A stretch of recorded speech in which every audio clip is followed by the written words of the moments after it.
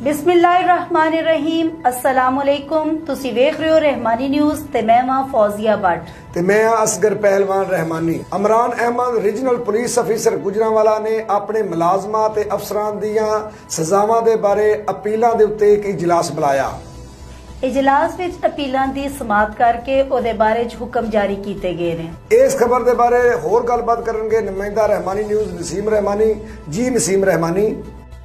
जी बिल्कुल, गुजरांवाला से regional police officer Gujranwala Imran Ahmed महकमाना सजाओं के खिलाफ पुलिस अफसरान और मुलाजमान की अपीलों पर ज़ाती सुनवाई के लिए मुनक़दा इजलास में अपीलों की समाअत करके अहकाम जारी कर रहे हैं।